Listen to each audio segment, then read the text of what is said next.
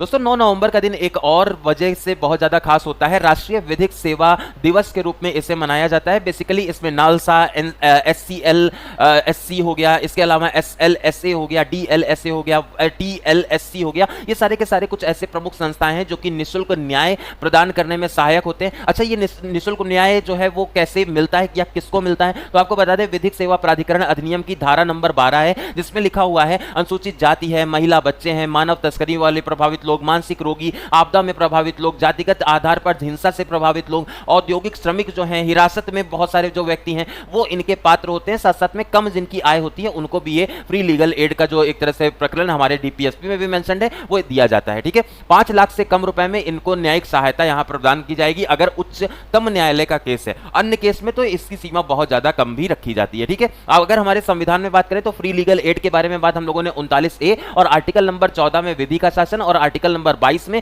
जो हमारा अरेस्ट और डिटेंशन से संबंधित जो अधिकार है उसमें इन चीजों का वर्णन किया गया है। आपको बता दें ये जो प्राधिकरण अधिनियम 1987 में आया था एक राष्ट्रव्यापी नेटवर्क को जन्म देता है, जिसमें नेशनल लेवल पर नालसा हो गई, उसके बाद में राज्य और उच्चतम विधिक सेवा एक तरह से समितियां होती हैं, साथ साथ में जिला में, तालुका में लोक अदालतें, ये सारी चीजें मिलकर के निःशुल्क जो न्याय है उसको फ्री लीगल एड को सुनिश्चित करने का काम करती हैं। ये इंफॉर्मेशन आपको कैसी लगी ये आप बताइएगा, और ये एक इंपॉर्टेंट अधिनियम है, यहां से डायरेक्टली क्वेश्चन पूछा जा सकता है आपके एग्जामिनेशन में। इसी तरह के अपडेट के लिए जुड़े रहिए हमारे साथ सिलेक्शन गाइडर पर। नमस्कार।